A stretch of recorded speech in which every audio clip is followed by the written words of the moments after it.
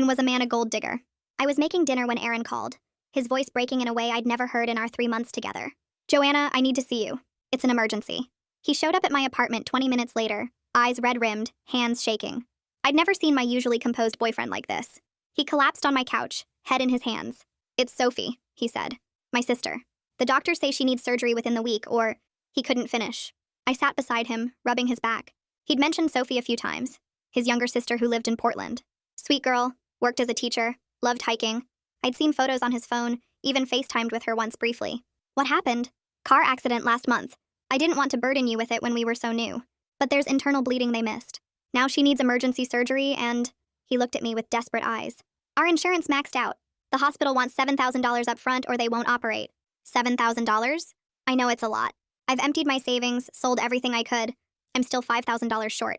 He pulled out his phone, showing me medical documents, forms with Providence Hospital letterhead. I wouldn't ask if I had any other option. I'll pay you back, every penny. I just can't lose her. The documents looked real. Medical terminology I didn't understand. Sophie's name throughout. Photos of a young woman in a hospital bed, bandaged, unconscious. Aaron sobbing beside her. She's all I have left, Aaron whispered. Our parents died when she was 15. I raised her. When does she need the surgery? Friday, 3 days. He gripped my hands. I know we haven't been together long, but Joanna, I don't have anyone else. My savings account had $6,000. Money I'd scraped together for years for a house down payment. But looking at Aaron breaking down, thinking of Sophie dying for want of money, I'll transfer it tomorrow, I heard myself say. I transferred $5,000 the next morning. Aaron promised to fly to Portland immediately, but he didn't call from the hospital. By Thursday, I was worried enough to call Providence Hospital. I'm sorry, we have no patient by that name, the receptionist said. My hands went numb. I called 3 other Portland hospitals. Nothing. I searched social media with shaking fingers. Found Aaron's Facebook. No photos of a sister. But there were comments from other women. I messaged one. Are you dating Aaron Collins? Amanda responded immediately. Yes. 6 months now. Why? He's been dating me for 3 months. Just gave him $5,000 for his sister's surgery. What sister? He's an only child. And wait, he asked me for money last week too. For his mom's cancer treatment. We created a group chat, comparing stories. Same man, different dying relatives. Always urgent. Always exactly what we could afford. Amanda did a reverse image search on the hospital photos. Stock images from medical websites. We found more victims. Annabella gave him $3,000 for his brother's kidney. Sarah gave $4,000 for his father's heart surgery. We filed police reports together. But Aaron had already vanished. His phone was disconnected. The apartment address was fake. Even his name was false. The detective said romance scams were common but hard to prosecute. The Sophie Collins support group grew to 12 women. We'd all fallen for the same con, the same dying relatives who never existed. A week later, I got a text. You were my favorite, Joanna. Thanks for Sophie's surgery money. -M attached was a photo of him on a beach, raising a cocktail. I screenshotted it for the police and tried to move on. 2 months later, I was at a coffee shop when I heard that familiar voice. It's my daughter. She needs surgery within the week or she'll die. I turned to see Aaron at a corner table with a new woman. Same tears, same desperate gestures. But something was different. The woman looked familiar. She was crying, pulling out her phone. I can transfer $8,000 right now. Then I recognized her. Annabella, from our support group. Aaron hugged her, already talking about flying to see his daughter. He never noticed Annabella screenshot his new phone number. Or Amanda sitting 2 tables away, recording everything. Or Sarah by the door on the phone. The Sophie Collins support group had spent 2 months hunting him. We'd staked out dating sites, shared his photos everywhere, took shifts monitoring coffee shops and restaurants where he'd taken us. Annabella caught my eye and mouthed, "Your money's in his car." We'd found him using the BMW he'd bought with our funds. Still had the same plates. Still had $30,000 in cash hidden in the spare tire compartment. He hadn't spent it all yet. The police cruiser pulled up outside just as Aaron noticed me. His face went ghost white, realizing he'd walked into our trap. The police cruiser was pulling up outside, leaving Aaron with 2 options. Con the officer, or take the fall. We all knew which one he'd try to choose. My hands shake as I watch Aaron's face go white across the coffee shop. His eyes dart between me, Lois, and the door like a trapped animal looking for escape. Roman steps inside wearing his uniform, moving casual but alert. He positions himself near the exit while pretending to study the menu board above the counter. Aaron's still holding Lois's phone where she pulled up her banking app just seconds ago. I can see him calculating his options, weighing whether to run or try talking his way out of this. His mouth opens slightly, then closes. The hand holding the phone starts trembling. Roman walks toward their table with his hand near his radio. He stops beside them and asks Aaron to step outside for a quick conversation. Aaron tries his charm immediately, forcing a laugh that sounds nervous and fake. He waves his hand dismissively and says there must be some kind of misunderstanding, that he's just having coffee with a friend. His voice comes out higher than normal. Lois stays perfectly calm, exactly like we practiced. She looks up at Roman and tells him that this man just asked her for $8,000 for his dying daughter's surgery. Then she adds that she has the whole conversation recorded on her phone. Aaron's face drains of color completely. Roman's expression doesn't change, but his posture shifts, becoming more official. He asks Aaron again to step outside, and this time it's not really a question. Aaron stands up slowly, his chair scraping against the floor. Everyone in the coffee shop is staring now. The barista has stopped making drinks. Roman guides Aaron toward the door with one hand near his elbow, not touching but ready to grab if needed. Outside on the sidewalk, Roman asks Aaron for identification. Constance and I emerge from our positions at nearby tables, moving to the door. Aaron sees us approaching and his face crumples with recognition. The color that had started returning to his cheeks disappears again. He realizes he walked straight into a coordinated trap set by the women he conned. Roman radios for backup when Aaron fumbles through his pockets and can't produce any ID. Aaron starts giving conflicting stories about his name, first saying it's Aaron Collins, then Aaron Talley, his words tumbling over each other. Roman's hand moves to his belt, ready but not aggressive. The police cruiser that was parked down the street pulls up to the curb. Lucas arrives within minutes in an unmarked car. Relief floods through me so strong I nearly stumble. He's been working our case for weeks, meeting with us, documenting everything, believing us when other cops didn't. Seeing Aaron finally standing in front of him energizes Lucas's whole posture. His shoulders straighten and his stride gets purposeful. Lucas walks up and explains to Aaron that he's being detained for investigation of fraud. Then he asks permission to search Aaron's vehicle parked across the street. We all know where this is going. Aaron refuses the search immediately, which Lucas clearly expected. He pulls out his phone and makes a call to get a warrant started based on probable cause. We all wait in tense silence while Aaron sits in the back of Roman's cruiser. He's no longer crying or pleading or playing the victim, just staring straight ahead with dead eyes. The barista keeps peeking out the coffee shop window, obviously confused about what's happening to someone who might be her regular customer. Constance, Lois, and I stand together on the sidewalk. Nobody talks much. We just wait. 2 hours crawl by before the warrant finally comes through. Lucas approaches the BMW with another officer. I'm standing with Lois and Constance behind the police tape they put up, holding hands without even realizing we're doing it. My palms are sweating. Lucas pops the trunk first, finding nothing interesting. Then he moves methodically through the interior, checking under seats, in the glove box, behind sun visors. Aaron watches from the cruiser with those same dead eyes. Lucas opens the back hatch area and pulls out the carpeting. He removes the spare tire and there it is. The compartment underneath stuffed with cash. I actually gasp out loud. My hand flies to my mouth. Lucas photographs everything carefully before removing the bills. I can see they're bundled with rubber bands, thick stacks that represent all our stolen money, our savings, our trust. Constance starts crying beside me. Lois squeezes both our hands so hard it hurts, but I don't pull away. Lucas counts out $32,000 in cash right there on the sidewalk, documenting each bundle with photos and notes. He also finds Aaron's real driver's license hidden in the wheel well. He holds it up and I can see the name even from here. Michael Huffman. Not Aaron Collins, not Aaron Talley, Michael Huffman. Roman walks to the cruiser and arrests him officially now, reading him his rights while Michael stares at the ground and says absolutely nothing. At the police station, we each give formal statements while Michael sits in an interview room down the hall. Lucas comes out and tells us Michael won't talk without a lawyer, which is smart but incredibly frustrating. I sit across from Lucas at his desk and describe the whole relationship. The fake emergency, the sob story about Sophie, the transfer of $5,000 and how we tracked him down over 2 months. I keep my voice steady even though I'm shaking inside. Lucas types everything I say, stopping me occasionally to ask for specific details or dates. Constance's statement reveals she gave Michael money 2 years ago, which makes this pattern way longer than we thought. She describes meeting him on a different dating app, hearing about his sick brother who needed kidney surgery, transferring $3,000. Lucas's expression gets grimmer as he types. Lois describes how she found our support group online after nearly falling for the same scam last month. She'd gotten suspicious and searched for Aaron Collins' scam, finding our warnings. Lucas explains that the recovered cash will be held as evidence during prosecution, but eventually we should get restitution from it. He can't promise we'll get everything back, but it's more than most fraud victims ever see. We finish up at the station around 7, and the sky outside is turning orange and pink. My legs feel wobbly when I stand up from Lucas's desk. Constance and Lois are waiting by the front entrance, and we all just look at each other for a second without saying anything. Lois breaks the silence by suggesting we get food, and I realize I haven't eaten since breakfast. We pick a diner 3 blocks away, sliding into a booth that's seen better days. The waitress brings us coffee and menus, but we don't even look at them for the first 20 minutes. We just sit there, replaying everything that happened. Constance keeps shaking her head like she can't believe it actually worked. She admits she never really thought we'd catch him. She says she joined the support group more for having people who understood than because she believed we'd get justice. Lois reaches across the table and squeezes her hand. We order burgers and fries eventually, and the conversation shifts to what happens next. 3 hours pass before we finally leave, and the diner staff is giving us looks. I sleep better that night than I have in months. The next morning, sunlight wakes me up instead of my alarm. I feel lighter somehow, even though I know the legal stuff is just starting. I grab my phone and check our support group chat. 8 messages from other victims celebrating the arrest. Someone posted a gif of people dancing. Another woman writes that she's crying happy tears. Then I see Lucas's text from 4 in the morning. Michael made bail. His mother posted it. The amount was $20,000. I stare at the message and that heavy feeling comes back. He's out there again, walking around free while we wait for court dates and lawyers.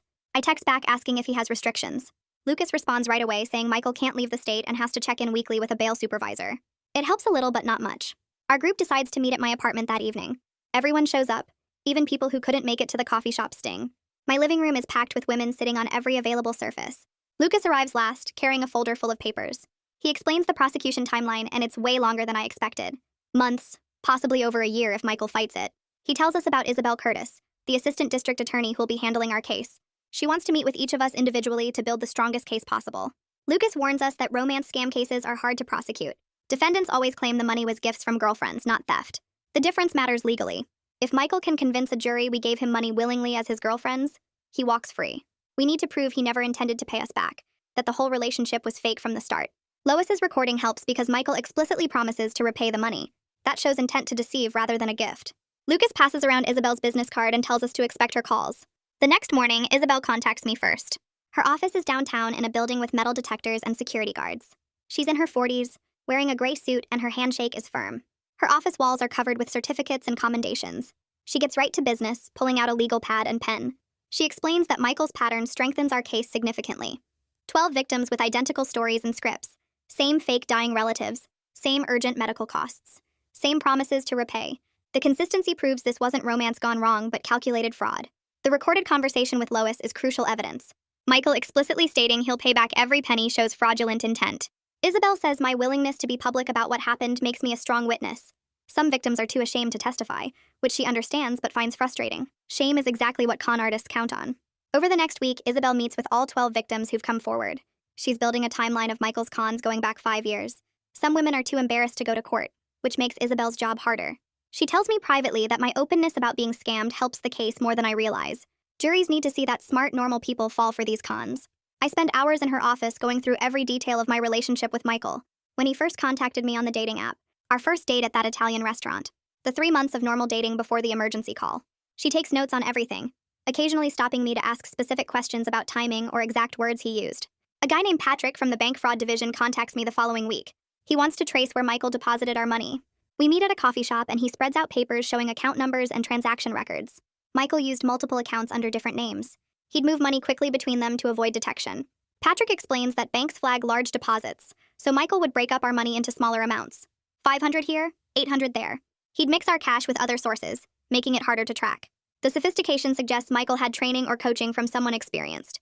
Patrick thinks Michael might be part of a larger network of scammers, though he can't prove it yet. I spend an entire afternoon with Patrick going through my bank statements. We identify my exact transfer of $5,000 and track it through 3 different accounts. First, it went to an account under the name Eric Thompson. Then it moved to Alfred Huffman. Finally, it landed in Michael Huffman's real account, but only after being split up and mixed with other deposits. Patrick shows me how Michael would deposit cash in amounts just under $10,000 to avoid federal reporting requirements. It's way more complicated than I expected. The support group meets again and we make a big decision. We're going to formalize into a real victim advocacy organization. Not just for us, but for other people getting scammed. Constance volunteers to build and run a website. Lois offers to handle a helpline for people who think they're being conned. We'll meet weekly even after Michael's case is over. Turning our pain into something that might help others feels powerful. We spend 2 hours brainstorming names and writing a mission statement. 2 weeks after the arrest, Isabel calls me. Michael's lawyer reached out about a plea deal. He's offering to plead guilty to reduce charges in exchange for avoiding trial. Isabel explains that trials are risky. Juries are unpredictable. They sometimes blame victims for being stupid enough to fall for scams. A plea deal guarantees Michael gets convicted and goes on record as a criminal. It's less than we want, but more than many fraud victims ever get. She wants to know how I feel about it before responding to his lawyer. I tell her I need to talk to the other victims first. We meet at Constance's apartment because mine is too small for everyone. The debate gets heated fast. Constance wants maximum punishment. She votes for trial, saying Michael deserves prison. Other women are exhausted and want it over. The trial could take years and cost us emotionally. We'd have to testify and be cross-examined by Michael's lawyer, who'd try to make us look stupid or vindictive. I point out that a plea deal guarantees he's convicted. A trial might end with him walking free if the jury doesn't believe us. We vote, and it's close. Constance abstains in protest. Ultimately, we decide to let Isabel negotiate but make our demands clear. We want significant jail time and full restitution, not just probation. Isabel calls me 3 days later with Michael's offer. He'll plead guilty to theft by deception for 5 counts, accept 3 years supervised probation, and pay restitution from the seized funds. No jail time unless he violates probation. I'm pacing my apartment while she explains this, feeling anger build in my chest. 3 years of probation for stealing $43,000 from 12 women seems pathetically light. Isabel must hear something in my silence because she starts explaining that romance scam convictions rarely get jail time on first offense. Judges see it as nonviolent fraud. Juries sometimes blame victims for being naive. A guaranteed conviction with restitution is actually a win compared to what most fraud victims get. I tell her I need to discuss it with the group before responding. We meet at Constance's apartment again that evening. When I share Michael's offer, Constance explodes. She stands up from the couch, voice shaking, arguing that we should reject the deal and go to trial. Michael deserves prison for what he did to us. He's a predator who will just do this again. Probation is nothing. Isabel joins the meeting remotely on speakerphone and gently explains the reality of trials. They can take years to get to court. We'd all have to testify and be cross-examined by Michael's lawyer, who would try to make us look stupid or vindictive or gold-digging. Juries are unpredictable. They sometimes acquit fraud defendants because they think the victims should have known better. The plea guarantees Michael gets convicted and goes on record as a criminal, which matters for future victims who might search his name. Constance sits back down but won't look at any of us. Lois asks about the restitution and whether we'd actually get our money back. Isabel explains that the seized $32,000 will be divided among us proportionally. The rest would come from Michael's monthly payments during probation, though she warns those payments often stop. We debate for over an hour. Some women want the certainty of a conviction. Others want to see Michael suffer more. I point out that a trial might end with him walking free if the jury doesn't believe us. We finally vote, and it's 7 in favor of accepting the plea, 4 against, and Constance abstains in protest. I feel conflicted even as I vote yes, knowing 3 years of supervision and a criminal record will limit Michael's ability to con again, but wishing it was more. The restitution matters a lot to some victims who are in real financial crisis from their losses. The plea hearing happens on a cold Tuesday morning 6 weeks later. The courthouse is downtown, all gray stone and metal detectors. We go through security and ride the elevator to the 4th floor in silence. The courtroom feels too ordinary for what it represents, just wooden benches and fluorescent lights and a judge's bench. Michael stands before the judge in a dark suit, looking nothing like the crying boyfriend who begged me for money. His hair is cut short and neat. His face is blank. The judge asks how he pleads to 5 counts of theft by deception. Michael says guilty in a flat voice, admitting to deceiving 5 women out of a total of $43,000. The judge asks if he wants to make a statement. Michael's lawyer leans over and whispers something, and Michael shakes his head. No. I'm glad because I don't want to hear excuses or fake apologies or some story about his difficult childhood. The judge accepts the plea and sets sentencing for 6 weeks out, giving Isabel time to prepare victim impact statements. We file out of the courtroom and I feel strangely empty, like something should have happened but didn't. Isabel meets with me the following week to help me write my victim impact statement. We sit in her office with coffee while she teaches me to focus on concrete harm rather than emotional appeals. I describe the financial impact of losing $5,000 I'd saved for years, the therapy costs to deal with the betrayal and trust issues, the difficulty trusting people now, even friends and coworkers, how my work performance suffered for months because I couldn't focus. She reads my drafts and points out where I'm being too general or too dramatic. She says it's powerful because it's specific and honest without being melodramatic. We go through 4 drafts before she's satisfied. Constance writes the longest statement, 10 pages detailing how Michael's con 2 years ago completely derailed her life when she was already struggling. She lost her apartment because she couldn't make rent after giving him money. She ended up living with her sister for 8 months. She developed anxiety that required medication and therapy she could barely afford. She missed work because of panic attacks and nearly got fired.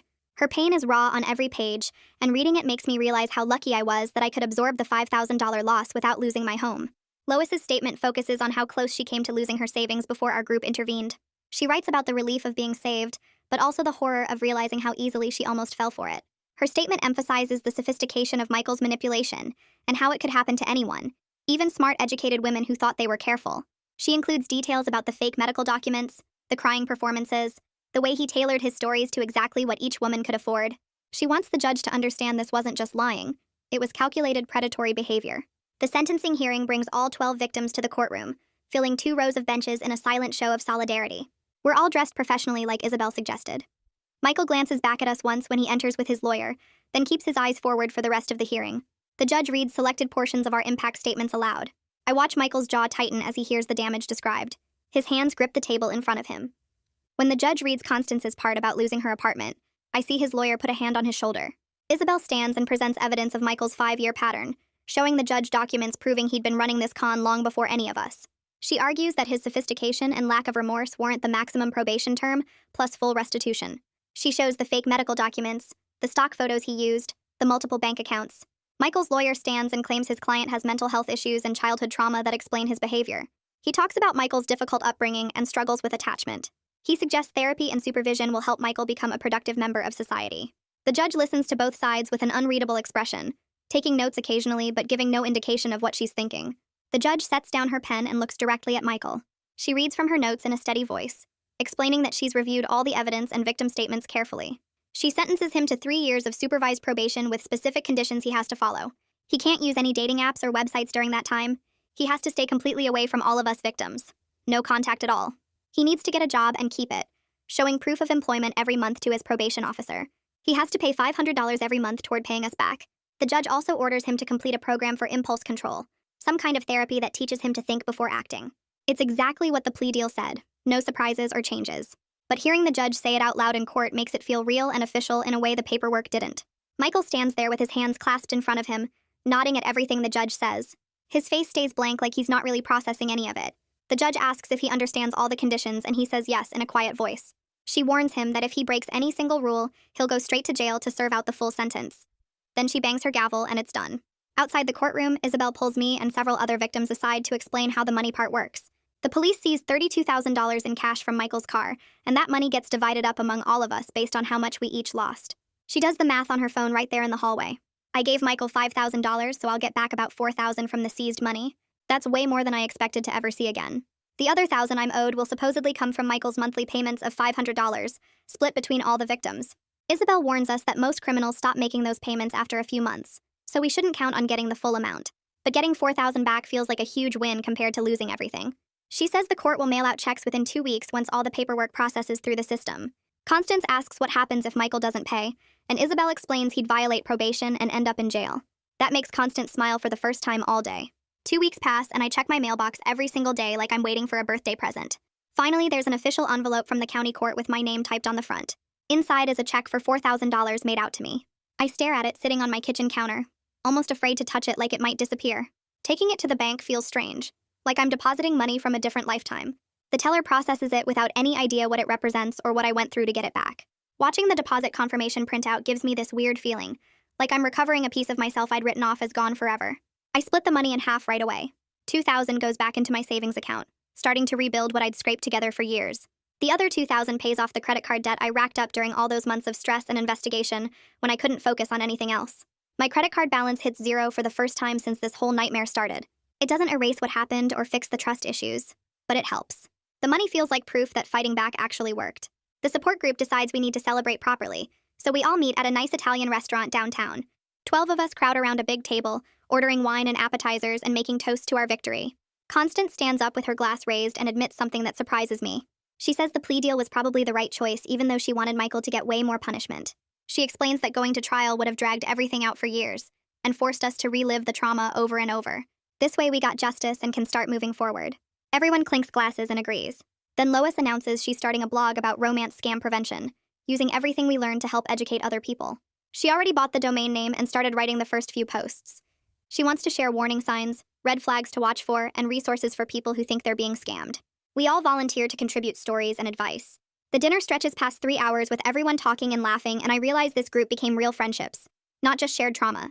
We exchange phone numbers and make plans to keep meeting monthly even though the case is over. A few days later, Patrick calls me out of the blue. He explains that he's been invited to speak at a banking industry conference about fraud prevention, and he wants me to come testify about the victim's perspective.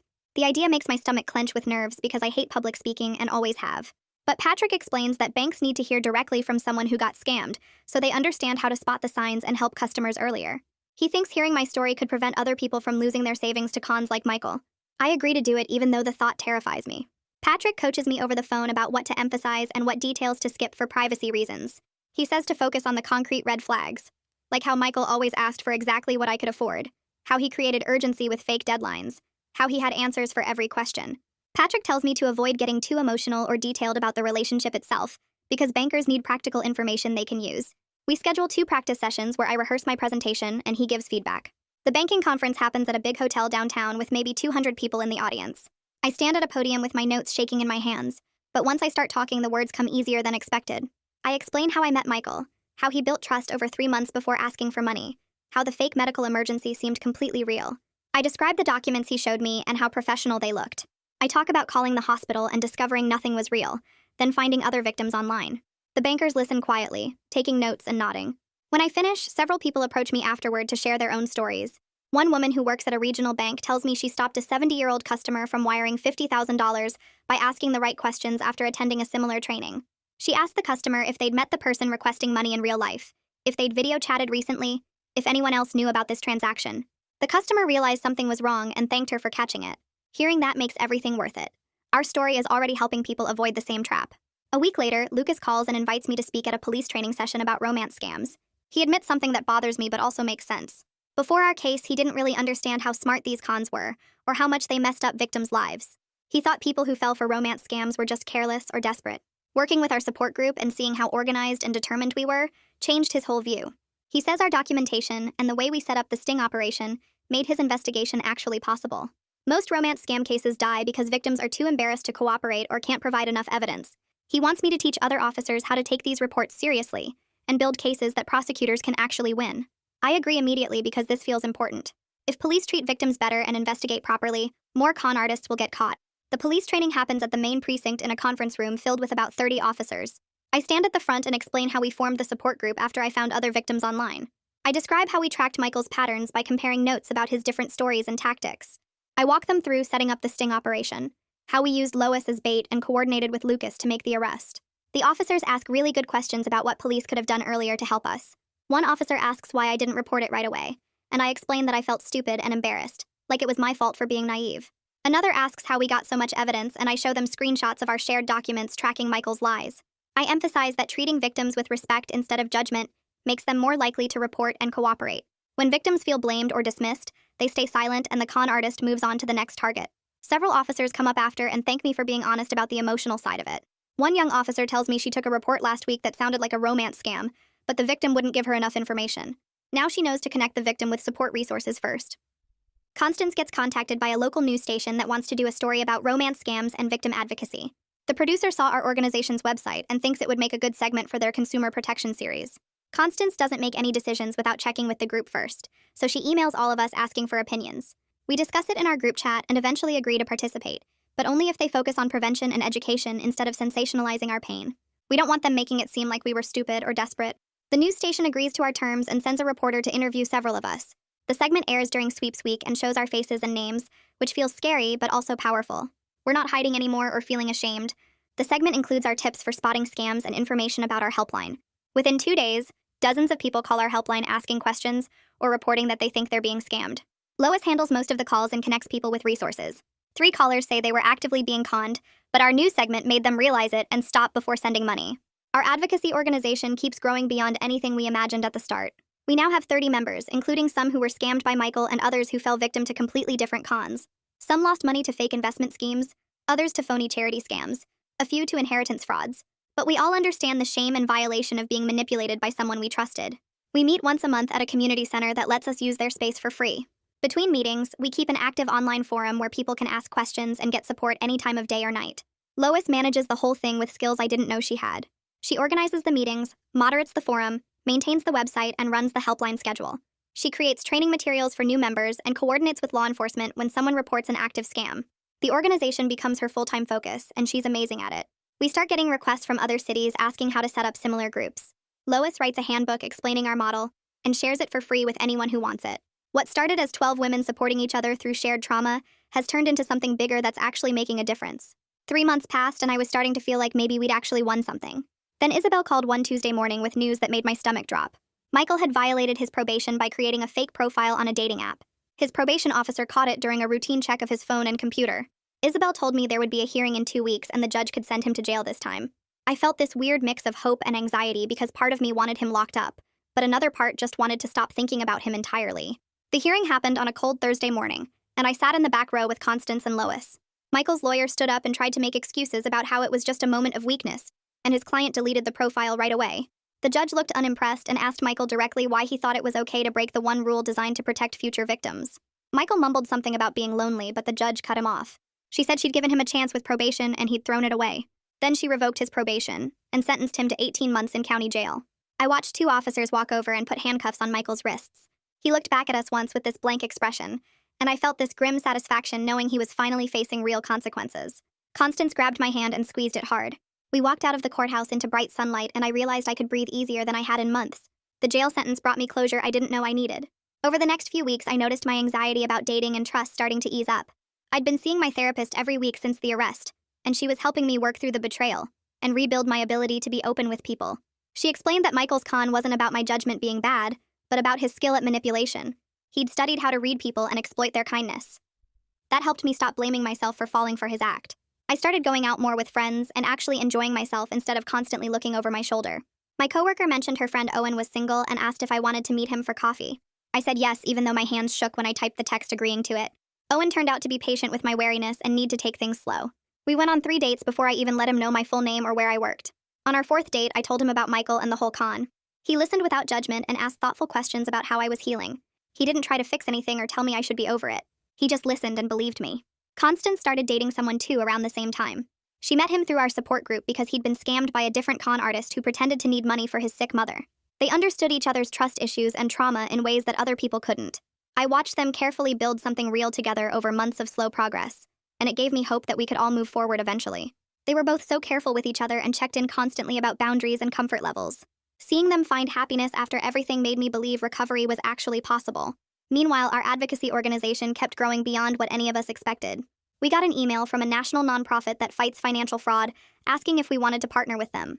They wanted to feature our model of victim support and education in their training materials for law enforcement and banks. Lois, Constance, and I became the public faces of the partnership. We started traveling to conferences and speaking events in different cities. It felt scary putting ourselves out there, but also powerful to know we were making a real difference. Patrick called me one afternoon with news about his investigation into Michael's possible network. He'd been tracking similar romance scam patterns in other states, and found 2 other con artists using almost identical methods. Both were now under investigation, and Patrick said our case created a template for how to track and prosecute romance scammers more effectively. He explained that most departments didn't take these cases seriously until we showed them how much damage they caused, and how to build solid evidence. I felt proud that our pain was helping catch more criminals and protect future victims. Then one day I got a letter in the mail from the court. Inside was a check for $42. My first monthly restitution payment from Michael's jail wages. It was almost nothing compared to what he'd stolen, but the symbolism mattered more than the amount. Isabel called to warn me that the payments would probably stop when Michael got released unless he stayed employed, and she said that was unlikely given his criminal record. Most cons went right back to scamming because they didn't know how to make money legitimately. 6 months after the sentencing, I realized I'd gone whole days without thinking about Michael or the con. The trauma was becoming just part of my history instead of my constant present. Owen and I were getting serious, and I was learning to trust my instincts again without second-guessing every interaction. He'd met my friends, and I'd met his family, and everything felt normal and healthy. We talked about moving in together eventually, and I didn't panic at the idea of sharing my space with someone. My therapist said that was real progress, and I agreed. One evening, our support group hotline rang, and Lois answered it. A woman was on the line crying because a man she'd been dating for 2 months was pressuring her for money for his daughter's medical bills. She said something felt wrong, but she didn't know what to do. Lois put her on speaker, and we all gathered around the phone. We walked her through documenting everything he'd said, taking screenshots of all their conversations and blocking his number immediately. We told her to file a police report and gave her the detective's direct number. She was shaken but grateful and said she'd almost transferred $5,000 that morning. 2 weeks later, she joined our support group to help other women avoid the same trap. 3 months after that phone call, I got an invitation to Lucas's promotion party at a restaurant downtown. The whole support group showed up to celebrate because he'd made it clear our case was a big part of why he got promoted to sergeant. When he stood up to give his speech, he raised his glass toward our table and told the room full of cops that we'd shown him what real police work could look like when civilians cared enough to do the hard work themselves. He said our documentation and organization made the prosecution possible, and that he'd learned more from us about victim advocacy than from any training manual. Everyone clapped, and I felt proud instead of ashamed for the first time since Michael stole my money. The next week, Isabel called me with a request that caught me off guard. She was handling another romance scam case, but the victims were scattered and ashamed and refusing to cooperate with each other. She asked if I'd be willing to meet with them and share our story about how we came together. I agreed and showed up at her office on a Tuesday evening to find 6 women sitting around a conference table looking miserable and embarrassed. I told them everything about Michael and the fake dying relatives and how we'd all felt stupid at first. Then I explained how Constance reached out to me and how we built the support group, and how refusing to feel ashamed gave us the power to fight back. 2 of the women started crying, but in a different way than before, like something had shifted inside them. By the end of the meeting, they were exchanging phone numbers, and one of them said she wanted to start a support group in her city, using our model as a guide. Isabel walked me to my car afterward and thanked me for doing what prosecutors can't do, which is help victims see they're not alone. The 1-year anniversary of catching Michael arrived in October, and our support group threw a celebration dinner at the same restaurant where Lucas had his promotion party. Constance stood up with a glass of wine and told everyone we'd helped 43 people avoid scams in the past year. We'd assisted 5 different police investigations and recovered over $80,000 for victims through restitution and asset seizures. She said we'd turned the worst experience of our lives into something that actually mattered and protected other people. Everyone was crying happy tears and hugging, and I realized I'd built a whole new family out of this trauma. Then 2 weeks later, Isabel sent an email to our entire group with a subject line that made my stomach drop. Michael was getting released from jail after serving 12 months with good behavior, and his probation was resuming with stricter monitoring. She attached his release date and reminded us all that the no-contact order was still in effect. We had an emergency meeting that night to update our safety protocols. Lois volunteered to monitor his social media accounts, and Constance said she'd check dating sites weekly for any fake profiles. Our advocacy organization posted warnings on every dating forum we could find with Michael's photo and his real name, and a description of his methods. I felt anxious knowing he was out there again, but also weirdly calm because we had systems in place now and we weren't alone anymore.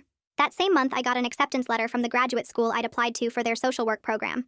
I'd been inspired by how much helping other victims had given me purpose during my own recovery, and I wanted to turn that into a real career.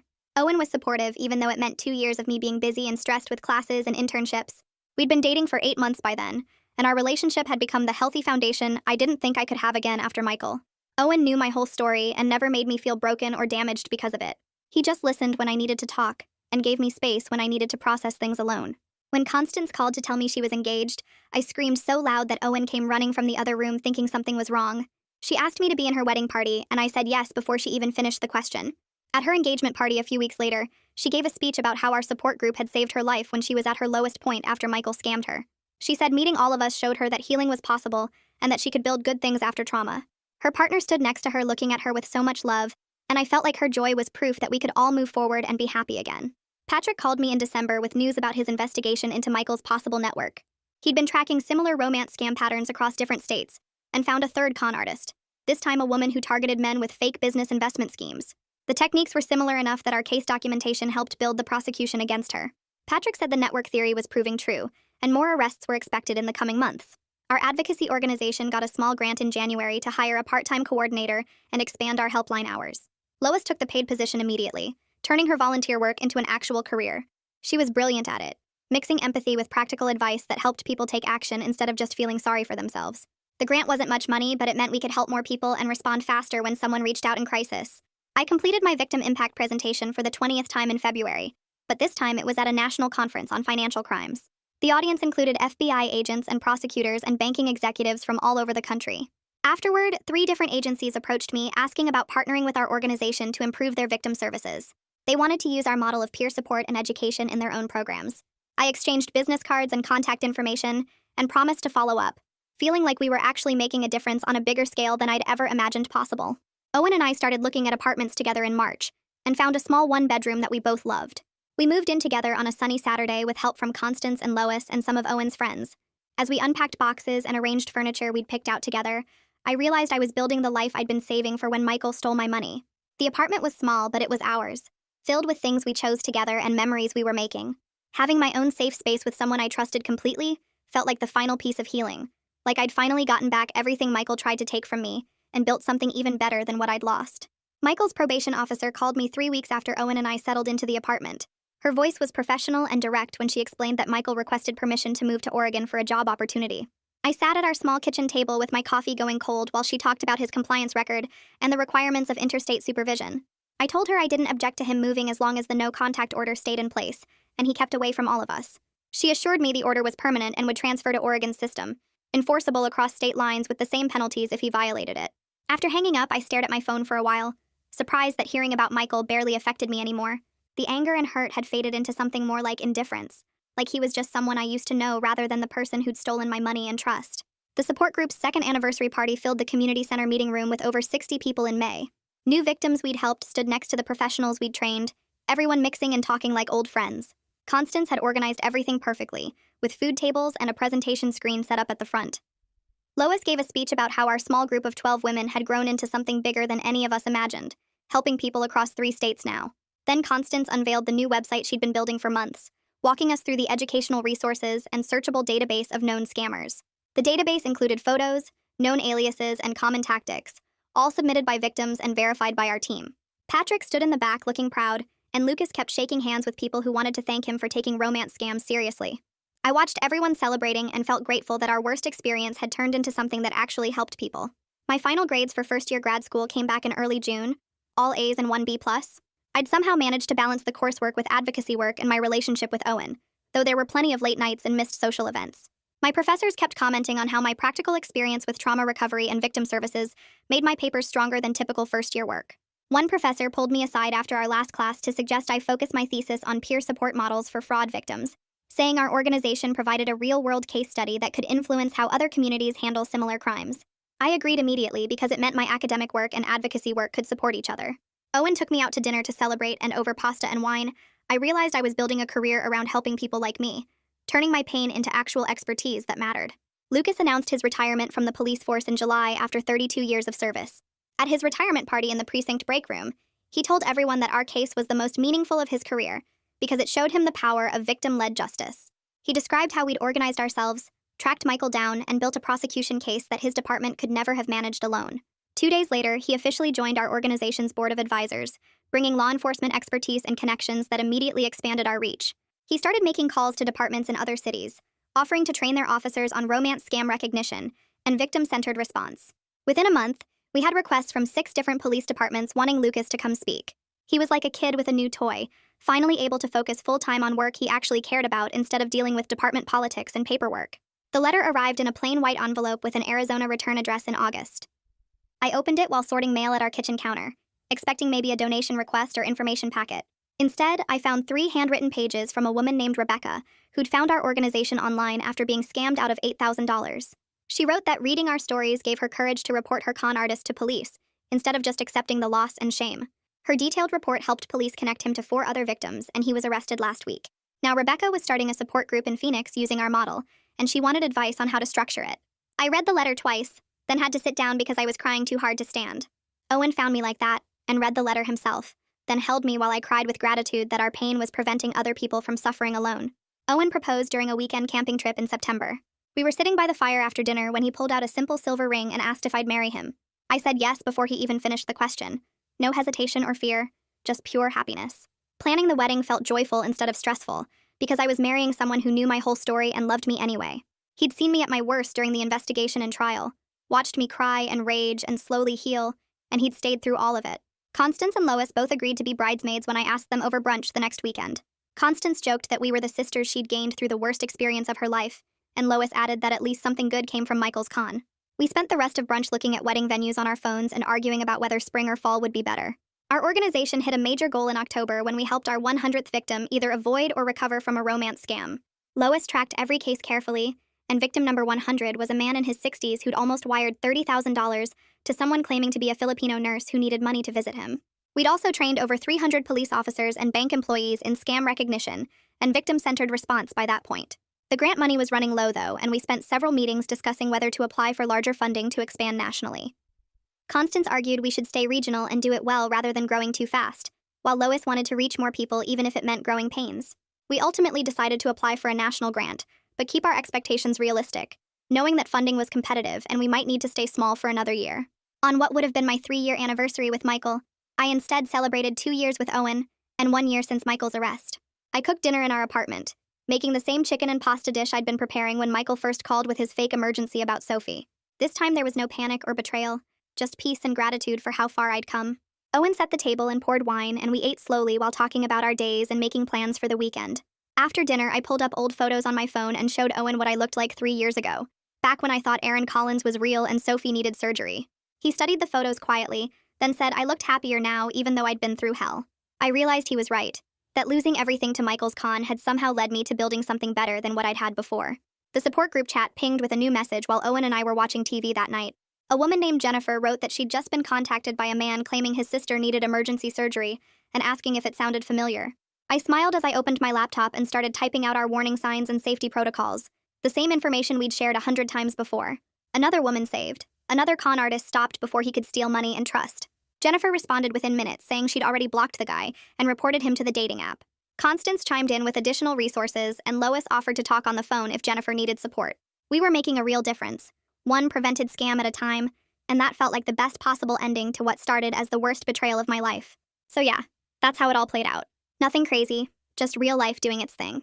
Thanks for hanging out with me. It always feels like chatting with a friend. Come back if you feel like it.